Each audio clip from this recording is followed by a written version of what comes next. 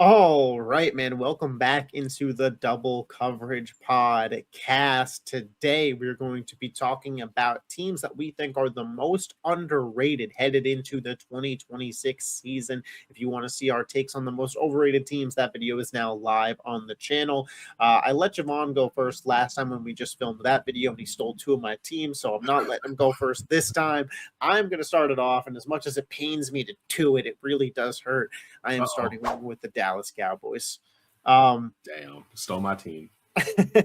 I think Dallas, and I say this as an Eagles fan, so this compliment is as legit as can be because I don't want it to be true, but I think the Dallas Cowboys have Super Bowl upside in 2026. I truthfully believe that to be true. When I look at the construction of this team, I think, man, Jerry Jones was kind of right when he traded away Micah Parsons and he took that 1 year reset, because now I look at this team and I think this unit's absolutely legit. I think the easiest unit to talk about is the offense, because it's virtually the same as it was last year, but it was a top 5 offense last year. They were second in the NFL in yards per game, and they were 7th in points per game. Dak Prescott is a top 15 quarterback in the sport, and if we're going off of just regular season production, he's probably a top 10 quarterback in the sport. You still have Javonte Williams on this backfield, who was a proven good rusher last year. You have, to many, top 2, not 2 wide receiver duo in football, and CeeDee Lamb and George Pickens. You could debate who's better at another date, but they're both really good. I think we could all agree that. You got Ferguson, a good offensive line. But to me, the most interesting part of this Cowboys team, and what will really make it, is this a wild card playoff team or is this a Super Bowl contender? It's how good this defense shows up, man. The defensive line is absolutely loaded now. Quinnen Williams, Kenny Clark, Rashawn Gary, Donovan Ezeraku, Malachi Lawrence. They drafted Barham as well. They have a ton of dudes on that defensive front where not only are they going to have a real pass rush this year, but something that they haven't had in seasons. They're going to be good at stopping the run. I mean, hell, after they got Quinnen Williams last year, they were already good at stopping the run. As well, you got Overshown back in the linebacker room. The biggest question mark is, what's the secondary? Well, what did they add? Caleb Downs, a top 5 prospect in this draft, maybe top 3 to some people at the safety position. You pair that with a Jalen Thompson at safety. You have a Shabone Rebel. You have a Deron Bland. You have a Kobe Durant at cornerback. Like, it is a serviceable enough secondary that if Dallas puts, because they have all the pieces of the puzzle. Not every team has all the pieces of the puzzle, but Dallas has all the pieces that if they put it together, this could be the Cowboys' year, man. Hey, I'm not gonna lie. And don't forget they have the best kicker in football to top it all off. And kicking is very important, Yep. as you've watched And the they last couple of extended him. seasons. Yeah, so they have the best kicker in football as well, which is in itself a very underrated weapon to have in your arsenal. And I mean, you got to get a first down and a half, and you're in scoring range. yeah, every single weakness that they've had in the last year, 2 years, they've addressed it all, man. This is, I mean, it's kind of late in Dak's career, but this is kind of his all-in year, man. I would say, like, they've handled the Micah Parsons trade as well as you can, regardless of how they handled the situation itself. You look at the roster now, and they're better. The roster is better. The roster Yep. this is the best defense that Dak has had in a minute, and he's had teams, that have led the league, defenses that have led the NFL in interceptions, or at least top 5. He's even had one of the best rushing attacks in football when Zeke's first couple of seasons. But now, as a complete team, this may be, dare I say, the best, depending on how Caleb Downs turns out. Who knows? I think this will roster. compete with that team that was the 2 seed that lost to the Packers. In terms of the best roster Dak has ever had, because I predicted the Cowboys to go to the Super Bowl going into those playoffs. Obviously, it didn't work out, but when you look at this team, they really do have everything you need. It's just about putting the production on the field and staying healthy. It really is. Yeah. And you got to give a shout out to Jerry Jones, because everybody called him a madman trading away Micah Parsons and said he was ruining the team. And Cowboys fans that I know said that they were done being Cowboys fans. They were ready to give up on their fandom.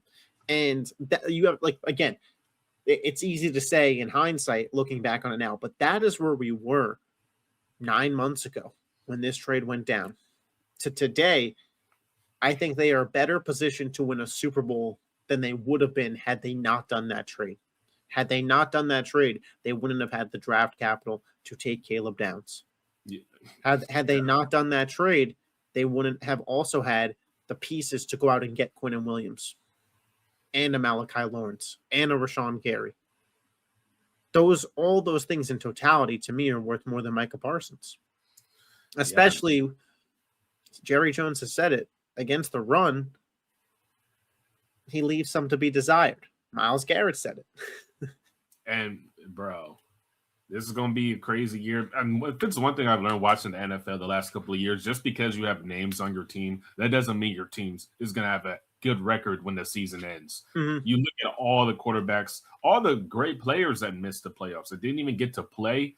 And you should learn your lesson, man. Like, just because you have these big names, these big names get a lot of money. And a lot of money means a lot of weaknesses as well. It's very rare you have all of these star players on your team and you're able to really piece it all together. Honestly, we haven't really seen it since the Rams won the Super Bowl with all these Von Miller and Aaron Donald and Jalen Rams. Like, it doesn't happen. Yeah, I mean, those are big names. Yeah, you know, those are like I don't even know how they put those guys are headed. Those guys are headed to Canton. Yeah, they're gonna get gold jackets one day. So exactly. I want to ask you one more question about the Cowboys before we move on. As a Steelers fan who previously had George Pickens on his team for a long time, and you kind of know some of the mental aspect of George Pickens' game. George Pickens is on a franchise tag this year. It's already come out that he signed it. He's playing this season with the Dallas Cowboys. He's going to have to be at minicamp. His next contract kind of relies on him playing this season and not holding out. One, do you envision there being a world where he holds out? And two, if not, do you see this contract situation causing any drama during the season, or do you think he's the kind of guy that's ready to put his head down and work and just play another year to get paid? Well, it's definitely going to be drama there. I mean, it would be almost idiotic to say otherwise. It's George Pickens, man. Most of his drama has been on the field, but he was already kind of reluctant to sign the franchise tag a little bit. I get it. Yeah. He hasn't really missed any team. Well, and listen, I get him being reluctant up to this point, right? Like, that's part of the negotiation process. Yeah, I mean, the obvious question, the elephant in the room, why trade a third-round pick for me what could he have done? Honestly, I get it.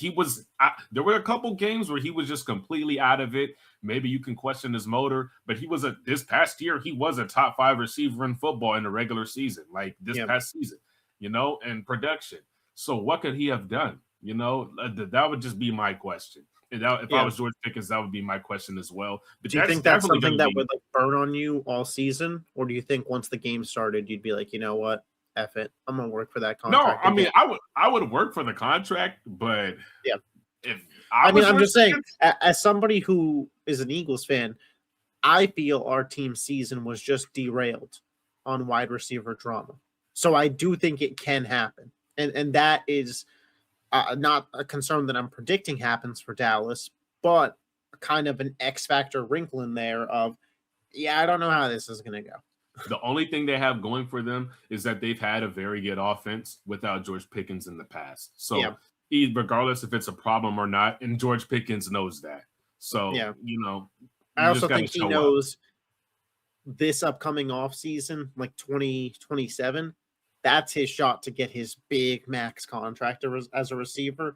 Yeah. Putting your head down and just having another good year here earns you generational wealth, whether it's with Dallas or somewhere else. That's kind of my thinking on it. We'll move on, though. Who's the first underrated team you want to talk about? I'm gonna go with the Houston Texans. We're staying in Texas. Yeah, and honestly, I've been very, harsh on CJ Stroud in the past, or even the Texans to a certain extent. But bro, I just can't get over their defense. I don't know what it is. I know what it is. They're the best defense in the league. Yeah, me just being a Steelers fan, but when I watch a defense that gets after the ball like they do, bro, they have. By the way, their defense got better Yeah, I made a TikTok about it, bro. The Houston Texans could be a dynasty, bro. If CJ Stroud can just be a Pro Bowl level quarterback, the Texans could be a dynasty, bro. They just wasted a year of amazing defense this past year, Mhm. and my biggest fear is this team doesn't get the recognition they deserve, or that defense doesn't get the recognition they deserve, because this is all time defense. I'm telling you, with D'Amico Ryans a head coach, when I have no doubt in my mind about that. They just have one big question, man. But Yeah. can CJ, and they're talking about this team like a playoff team, when in my opinion, they are Super Bowl contenders. That's why they're underrated to me. Yeah, I 100% agree with you. I kind of felt that way last year about Houston, that they were legit Super Bowl contenders, and I still feel like they were, to be completely honest with you, because I do think if they beat New England, they get to the Super Bowl. Like I think they would have beaten Denver with the backup quarterback situation. Um, the defense is absolutely legit. They've gotten better this offseason Yeah. somehow, some way. They found a way. They drafted Caden McDonald in the second round of the draft, one of the more underrated players in the draft, in my opinion, because I thought he should have gone in the first round. He's an ultimate run stuffing defensive tackle, and he's going to make the lives of Will Anderson Jr. and Daniil Hunter even easier, as if those guys needed it. I think they're the best edge rushing duo in football. They add Reed Blankenship, who comes over from my Eagles, who I know very well, super high motor player, really good IQ as a safety, and I think brings the tackling aspect that this team all has. Jalen Petrie at nickel now, full time. Mm. He's just watch out for him. He- Stingley, Lassiter, Caden Bullock. The linebacker core is a really solid unit as well. Like the defense is just. I know Seattle statistically finished the year as the best defense in football, but I agree with you 100%. This is the best defensive unit in football, and it just got better. The offense, I also think sneaky really improved this offseason, man. Again, CJ Stroud is this team will go as far as CJ Stroud takes them. And I think that's all you can ask from a general manager in Nick Caserio. You get the team to the point where the sky is the limit, and we will go as far as the quarterback play takes us with a quarterback that we took number 2 overall in the NFL draft. I think that is completely fair because passing weapons, you have Nico Collins, you have Jalen Noel, you have Jaden Higgins, you have Tank Dell coming back off of injury, you still have a Dalton Schultz. These are good enough weapons. And now you have a real run game because one, you brought in David Montgomery, who's a legit back. They thought they were going to have Joe Mixon last year. They kind of had to go on the fly with their run game, and it wasn't that great. They were one of the worst teams last year in short yardage rushing situations. David Montgomery will fix that as well. They overhauled the offensive line. To me, the offensive line last year was a weakness. I think you could argue it's a strength now. They brought in Rutledge in the draft. They brought in and signed Wyatt Teller. They signed Braden Smith. You have Ariante Ursary. You have Ed Ingram, who was actually really good at guard last year. And this line is about 8 or 9 guys deep with depth, too. Injury isn't going to kill them. They saw that shit that happened to the Chargers, and they said, not us, dude. So, yeah. Houston, to me, man, I mean, you said it. It's not just this year. They could be legit great for years to come. The thing is, they got to win now. You're gonna Will Anderson Jr. You kind of coughed up the bread to him, and had to. yeah, you had, and he well deserved. But honestly, I'm not the biggest fan of Montgomery and Woody Marks. But if it works, like we said in the last podcast, taking pressure off of your quarterback, I think it's that is serviceable. how that. Yeah, I mean, it doesn't have to be a top 5 rushing attack in the NFL, but anything is better than what the fuck you had last year, bro. Anything. So, I mean, because Woody Marks wasn't playing until like the second half of the year. Bro, you have a top 15 rushing attack in the NFL, and that could get you the number 1 seed. Honestly, top 20. Like That you don't like you don't real. have to like you have to be able to run the ball in key situations. And that was the problem with Houston last year. They couldn't run the ball reliably on 3rd and 1. They couldn't run the ball reliably at the goal line. Everything that was supposed to be easy was made more difficult because of their inability to run in the short yardage. Nobody is suggesting, especially with that defense, that you need a running back that's going to run for 100 yards a game and a touchdown. You need a guy who's going to run for 60 yards a game, but be able to pick up 3 first downs at the middle of the field and keep drives going. We talked about Dallas, by the way, with Aubrey at kicker. Kaimi Fairbairn is also an excellent kicker. Top like 3. Houston also is special teams, defense. We'll see about offense, but me personally, I still believe in CJ Stroud, man. Yeah, hey, like we said it last episode of the pod, bro. If you can take pressure off of your quarterback and build a more complete team, like you said, the offensive line in the run game, that's all the support CJ Stroud should need as a number 2 overall pick, bro. This is his time. My roommate, he's a Texans fan, and he said this is the year. This is the timeline. This is the make or break season for CJ Stroud. The second team that I want to bring up is the New Orleans Saints, man. The New Orleans Saints, I think, are a team. Damn, you better go pick up another one. No, I got some other teams in the vault. Perfect. The New Orleans Saints are kind of my early pick to win the NFC South, and I didn't expect to be at this point, but I am having a lot of fun when I look at this roster, especially the offense, because am I crazy, or did the Saints offensively have top 10 production upside as we look ahead into this season? Tyler Shuck, I doubted him in the beginning, but this dude found his way. And what were they lacking last year? A real run game. Well, what did they do? They went out and signed Travis Etienne, who was an 1,100-yard rusher last year, to pair him up with Alvin Kamara. Alvin Kamara, of course, had his best seasons with Mark Ingram because he was in his athletic prime. But I do think Alvin Kamara's play style is always best utilized when paired with another back in a 2-back system, because you allow him to stay fresh, have fresh legs, and be explosive when he gets the ball in space. Travis Etienne, an excellent complementary back to that. This team overhauled the wide receiver room. Chris Olave is a legit wide receiver 1 in this league, but at the number 8 overall pick, they added Jordan Tyson, who, truth be told, I think has the potential to be better than Chris Olave. This could be a real 1A, 1B situation by the end of the year, where Jordan Tyson is the 1A, if you ask me. You have Devon Bailey. You drafted Bryce Lance, who I think is a sleeper pick from this NFL draft. At tight end, you have Jawan Johnson, Noah Fant, and Oscar Delp, 3 deep at tight end. Kelvin Banks and Talise Fuaga to hold down the tackle spot for this offense, and Kellen Moore calling plays. Year 2 of this quarterback head coach combo, we usually see jumps in offensive production, and now the weapons are there to match that for New Orleans. They play in a very winnable division, and when you think back to how this NFC South ended last year, New Orleans was playing the best football of any team in this division. And I feel like they improved. Defensively, Chase Young, I thought, kind of had a little bit of a breakout year last season, truthfully. A little sleeper, but what he did was really solid. They added Caden Ellis to this linebacker room. They do move off of some guys like Demario Davis and Cam Jordan, but I'm kind of in on the New Orleans Saints, man. Hey, you know what? Hey, I had them on my list as well, but I'm going to pivot off of them. But one of my biggest things, I was talking to my brother about this because he's a big Saints fan. One of the biggest things that went under the radar for the Saints is that the last 3 or 4 years, they've had very boring drafts.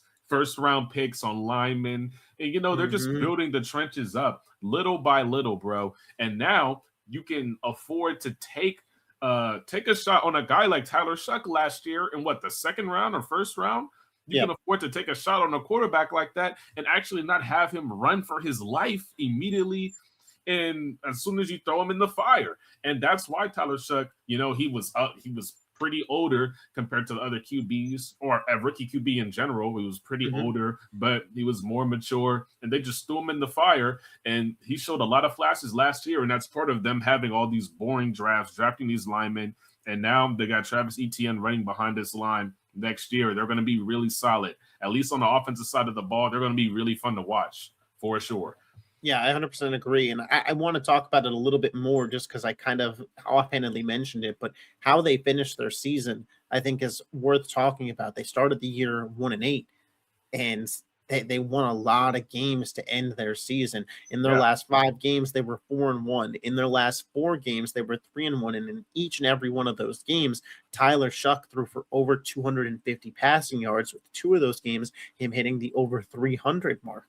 So this is a quarterback and this is an offense that got better as the season went along. This is a team that showed more progress as the year went along. Again, they were 1-8 in their first 9 games and finished the year 6-11. So what is that? They finished the year 5-3.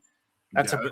a pretty good stretch of 2 months of football where this team figured out who they were, and I believe they improved from a talent aspect. So to me, New Orleans, I think their win total is set at 6.5 right now. I think if things break right, this could be an 11-win football team, Yeah, and they have, especially in that division. By the way, yeah, they have guys, man. Like, not that Chris Olave has to prove his worth to New Orleans, but people are asking, can he stay healthy? There's questions about Jordan Tyson. They went out and they traded the bust from the Raiders, Tyree Wilson, on the defensive line. They went and got him. They have guys, and they declined his 5th-year option, by the way. They have guys kind of with a chip on their shoulder who need to prove something next year too. So I think they'll definitely going to make some noise in that division, like you said. Yeah, I think that's fair to say. I'm going to kick it to you here for a second team. Yeah, how you feel about the Saints? That's low key how I feel about the Arizona Cardinals, bro. I'm not gonna lie. That's how I feel about the Cardinals. This is a spicy take, Now, but I'm here to hear it. Now they don't have a Tyler Shuck, you know. I mean, they drafted Carson Beck, but he's 3rd on the depth chart right now behind Gardner Minshew and Jacoby Brissett. But I've been saying it since the end of last season, since the Super Bowl ended, bro. If the Cardinals can draft Jeremiah Love, this has potential to be a top 5 offense in football, bro.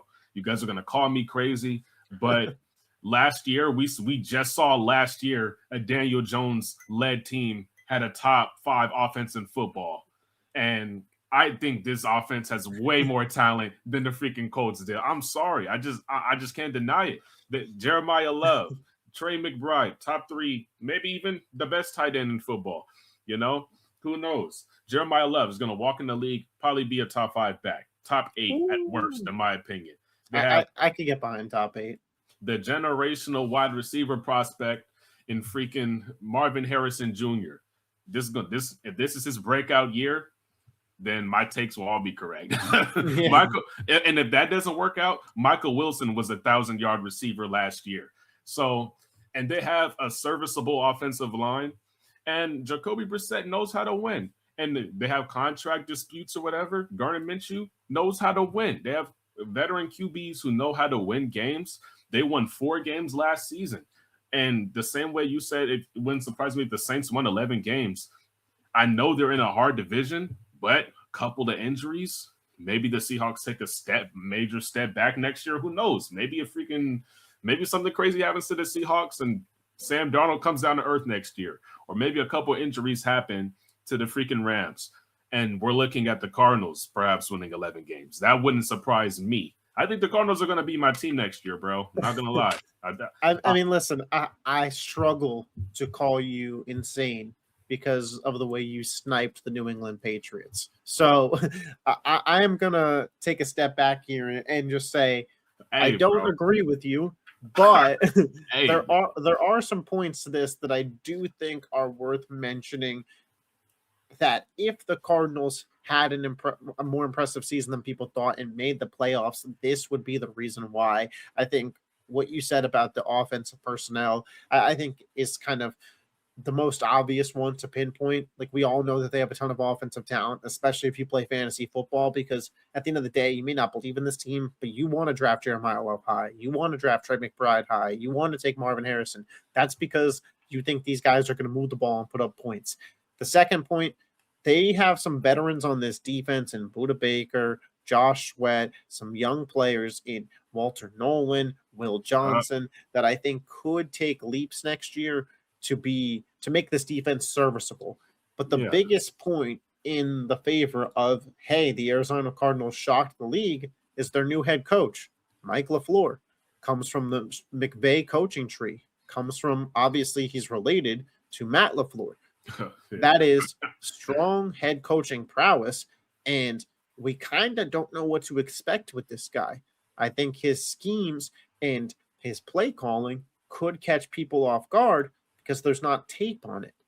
Yeah. And when it comes to what he does with all those weapons, all of a sudden Arizona starts off hot. And like you mentioned, one thing leads to another. Matt Stafford's back flares up. Something happens in Seattle. And all of a sudden, Arizona's in second in this division in a wild card team.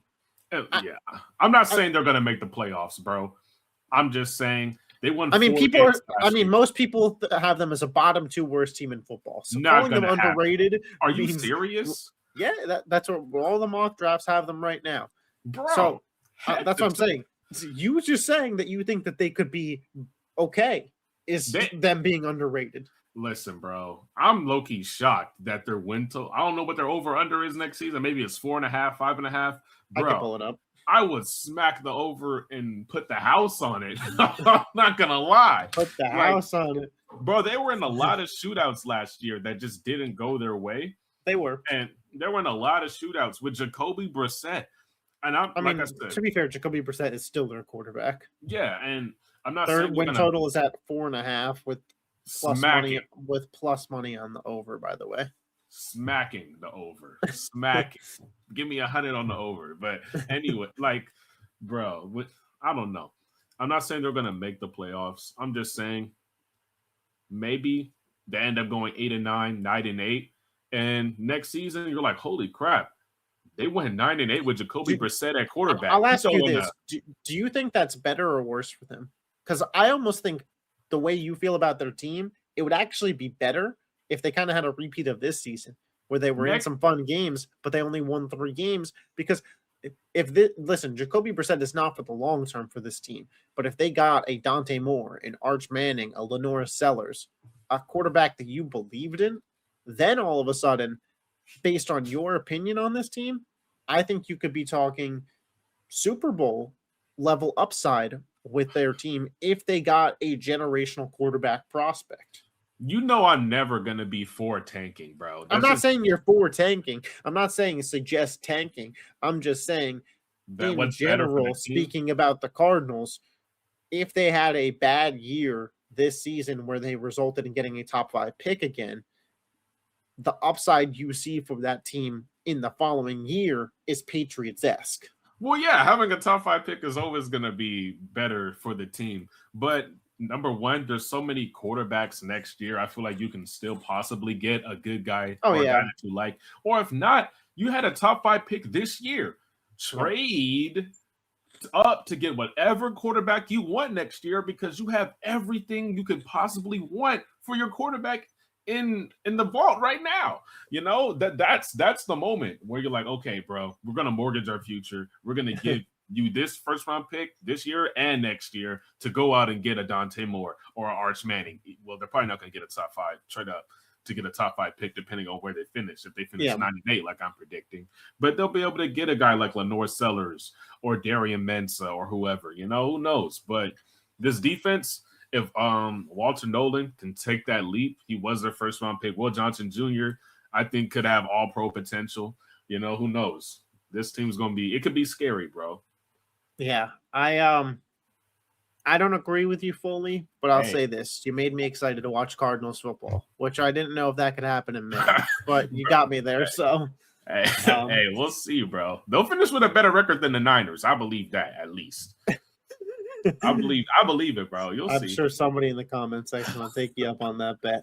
The team that I want to talk about next, I think people will be shocked that I'm going to say this is an underrated team, but I want to preface my statement with this team has the same over-under line as the Cincinnati Bengals, the Green Bay Packers, the Jacksonville Jaguars, the New England Patriots, the Los Angeles Chargers. And I think that they are a far superior team to these teams. So maybe you yourself are not underrating this team, but I think Vegas is. And that's the Denver Broncos. I don't know what the Denver Broncos line is doing at 9.5 games, truthfully, because I know that they have the Chiefs line is at 10.5. That's why. I couldn't believe it. That's why. Because listen, I predicted this last year, and I said it last year. I said Denver is the best roster in the AFC West. They will win the AFC West over Patrick Mahomes and the Chiefs comfortably. And I understand that Patrick Mahomes got injured at the end of last season, but they were barreling towards a losing season with or without him. Denver was easily the best team in that division when everybody was healthy, when injuries were happening. It did not matter. And Denver, to me, could have gone. If Bo Nix doesn't get hurt, Denver goes to the Super Bowl, and I don't know what happens because I think Denver had a much better shot to win that Super Bowl than New England ever did. I think the game's at least competitive. Denver, to me, improved this offseason when I thought that they were already the best team in the AFC last year. I know that it was a move that happened a while before the draft, but when people talk about Denver's draft, do you guys know why they only had a pick in the third round? It's because in the first round, this team selected Jalen freaking Waddle. Okay? Yeah, they got a premier wide receiver one for their quarterback. They drafted a running back that I love in Jonah Coleman. We talked about this at length in both podcasts this week and last week, so I don't need to harp on it too much. But Denver has done everything they can to make Bo Nix's life easy. Sean Payton calling plays. 3 running backs in Dobbins, Coleman, and Harvey that are productive pieces. Wide receivers in Cortland Sutton, Jalen Waddle, Troy Franklin, Marvin Mims, Pat Bryant. Like, they're 5 deep there. Evan Ingram. They have one of the best offensive lines in the NFL. They have a top 5 defense in football. There's no holes on this team. Now, I have seen some of the concerning reports regarding Bo Nix's ankle recovery. So it's May. If we get to August and this dude's in a walking boot and not playing, sure, my concern for them will be heavy. But in May, I'm expecting the timeline to still be where it is. And for Denver to not be viewed as one of the 3 best teams in the AFC when you look at win totals is baffling to me and points to them being underrated. Yeah. You know what? The last couple of years, we've kind of learned that having a backup quarterback is kind of really important. And after watching Jared Stidham last year, I mean, he made the first drive in that playoff game was pretty solid. And I will say that game had some crappy weather. Both defenses were good. And to be fair, Drake May only got 3 more points than Jared Stidham in that game. That is true. But it just makes me wonder why. Should they have maybe spent a late round pick just to bring in a guy? Do you really want Sam Ehlinger and Jared Stidham? Do you really want to run that back? And who knows? They could sign a veteran this offseason. They could go make a trade. I know Philly drafted another quarterback. They have Tanner McKee. They have Sam Howell on the roster. They drafted a quarterback. Like, they might be willing to move a piece to Denver. You see what the Ravens have been doing? They have 5. I'm just saying, like, there's the potential that one of these guys gets cut and ends up on Denver. So, but I do agree with you that is something they should prioritize, especially if Bo Nix has any bit of a setback in his injury recovery. Yeah, I mean, you went out, you got the weapons. Jameis Winston. Oh, yeah, go get him. He has experience playing in the cold. That would be perfect for them. You know, he knows how to get star players. And he can throw that ball deep to Waddle, Franklin, Mims. Yeah, I mean, they're gonna Denver. I was smacked over on that too. I wouldn't that's why I'm saying it feels odd for me to say Denver is an underrated team because I think you, and I think a lot of people watching do view them as Super Bowl contenders. But I also think that Vegas is massively underrating this team right now. So I don't think it's out of pocket for me to put them in this video when their win total isn't at double digits and they were the clear-cut best team and they won 14 games last year.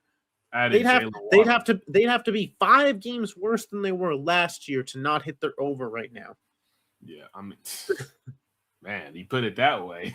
I mean, I don't mean to dive too early into our divisional over-unders, but I was looking at it today because we originally started the day where we were going to do those videos, and then we were like, actually, the schedule is going to come out soon. Let's just wait, and the timing made more sense. But I was like, well, here's what I know about these teams for where they're being rated right now. And I was like, yeah, man, Denver underrated, slept on. Yeah, I mean, man, you want to talk about the Texans having the potential to be Super Bowl contenders. The Broncos have to feel the best out of any team from last season. I think what's so interesting is, this is why I hope Mahomes is healthy, Denver and Houston are built very similar. Buffalo and Kansas City are built very similar. I'm really interested to see those two styles clash. Oh yeah, Because and last year, Denver and Houston, like Houston beat Kansas City in the regular season, Denver beat Buffalo in the playoffs.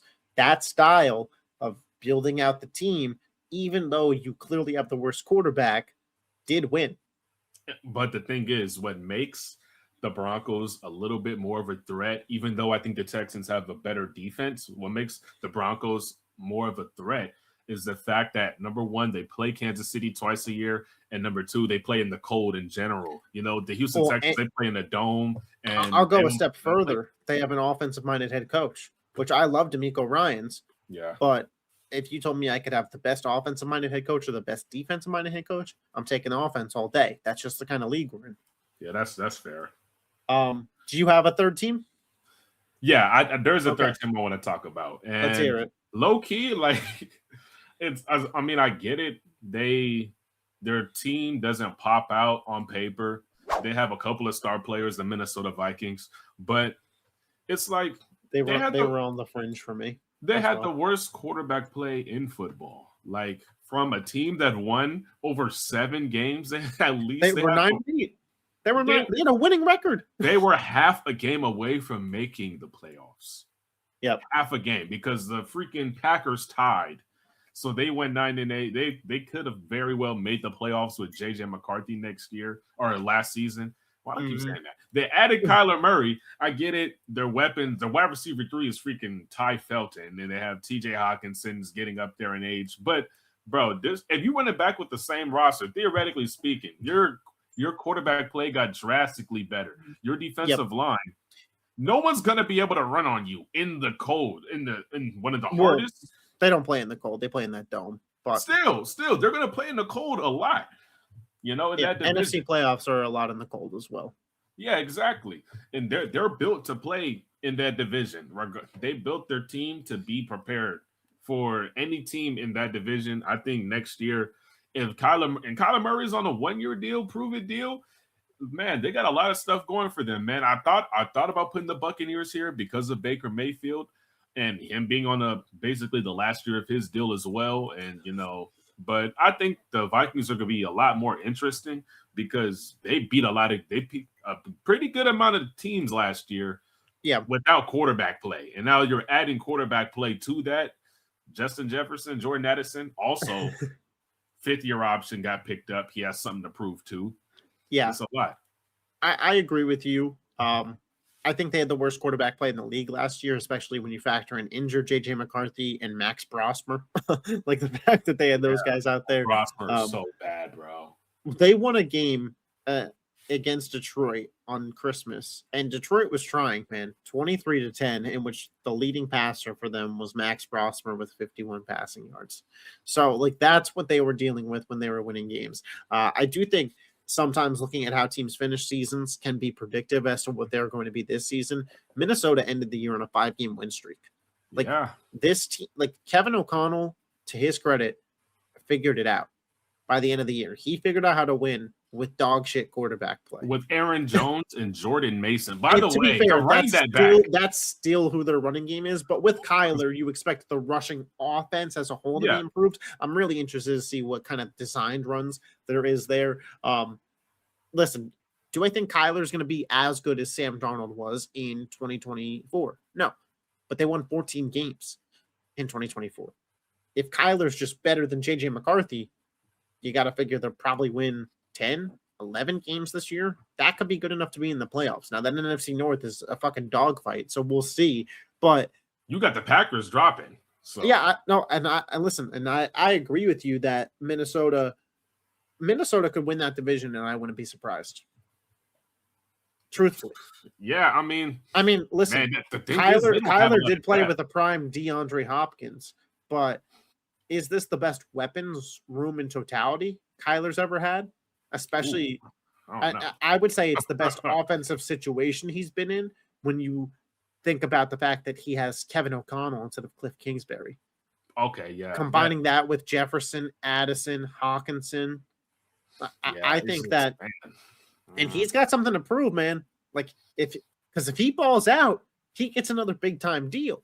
If he stinks, he's a backup quarterback from here on out. Like, you talk about players under the most pressure in this year, Kyler Murray might be at the top of the list because his career is riding on this season. Like, you want to talk about who's going to come in motivated. We talked about Pickens at the beginning of the pod.